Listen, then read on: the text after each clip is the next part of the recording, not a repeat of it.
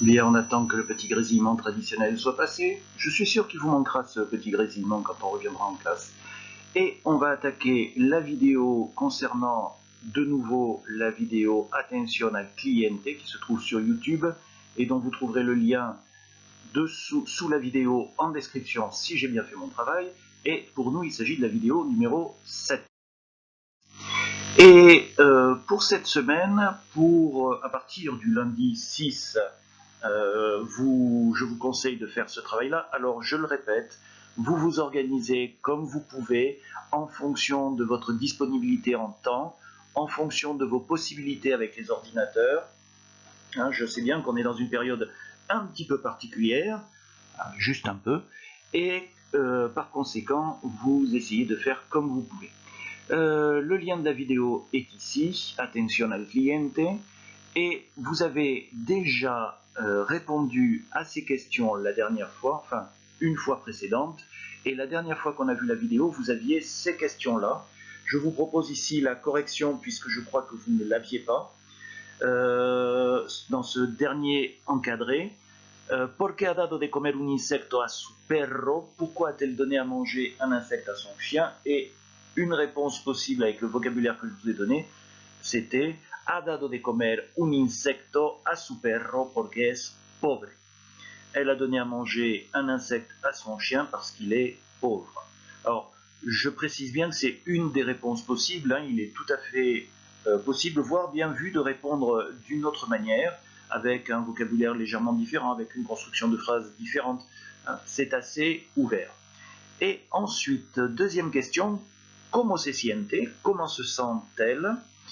Ah, j'ai oublié de mettre la petite astérisque pour la réponse. Se siente muy triste. Je vous donne quand même la traduction, même si c'est évident. Elle se sent très triste. Vous remarquez que le sujet n'apparaît pas à proprement parler. Vous avez simplement le pronom réfléchi c'est, comme dans se sent, et le verbe conjugué. Le pronom sujet n'est pas nécessaire puisque la terminaison du verbe vous donne la même information que le pronom sujet en français, c'est-à-dire qu'il s'agit d'une troisième personne du singulier. Par contre, on ne sait pas si c'est masculin ou féminin. Donc voilà un petit peu tout ce que vous avez fait jusqu'à présent. Et je vais vous proposer un espèce de petit jeu. Il va s'agir, cette fois-ci c'est très léger, hein, c'est vraiment, il faut le faire en mode jeu. Je vais vous demander de jouer aux questions-réponses.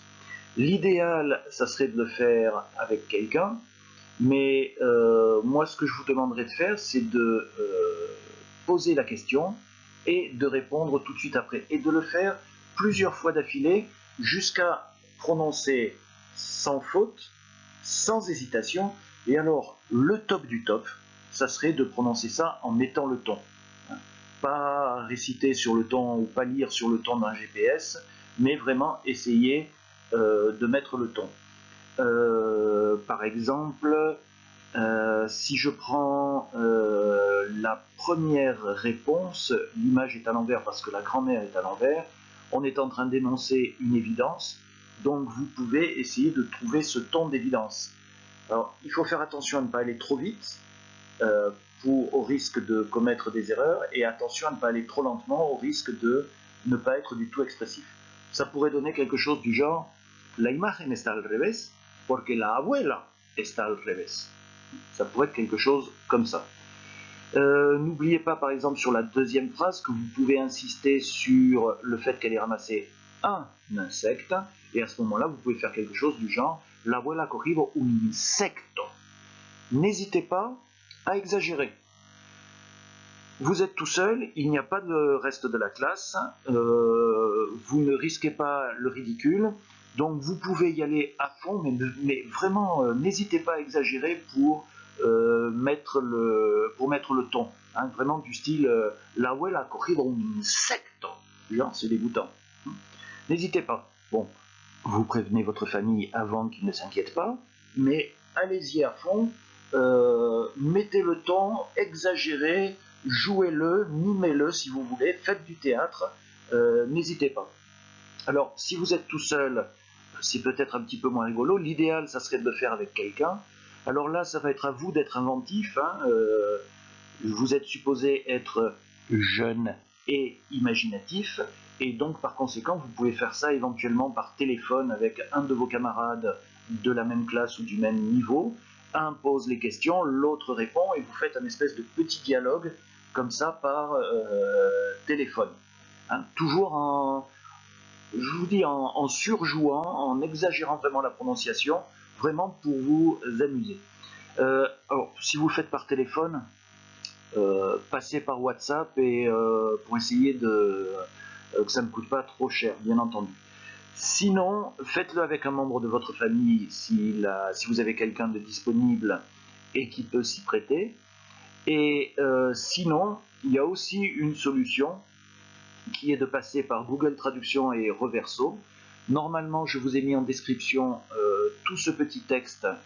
Je vous ai mis tout ce petit texte ici, en dessous dans la description. Donc ce que vous pouvez faire, c'est faire des copier-coller dans Google Traduction et vous cliquez sur la question. Google Traduction lit la question et vous répondez. Et vous faites ça plusieurs fois jusqu'à atteindre quelque chose où il n'y ait ni hésitation, ni faute, et où vous mettiez le ton. Ça peut fonctionner comme ça. Maintenant, il y a d'autres solutions, hein, à vous d'être encore une fois imaginatif, si vous les jeunes.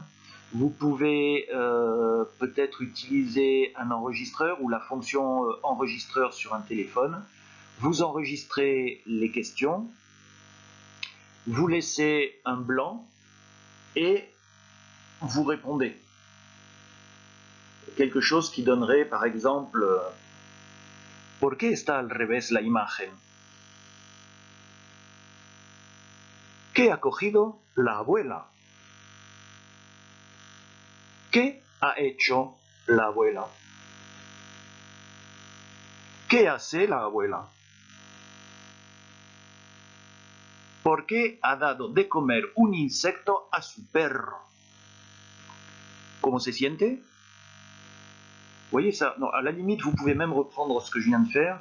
Alors, je n'ai pas trop chronométré pour vérifier que vous puissiez donner la réponse, mais vous pouvez réutiliser ce que je viens de faire, par exemple, en faisant pause tout de suite après la question. Hein, et là, ça vous donne le temps de répondre comme vous le voulez. Donc voilà, là, prenez-le vraiment sur le mode du jeu. Ça peut même permettre de se défouler un petit peu, et n'hésitez pas à faire vraiment du théâtre. Voilà, bon courage et on se retrouve pour la prochaine vidéo. Ah, si j'oublie de faire stop, forcément ça va moins bien marcher. Allez, stop.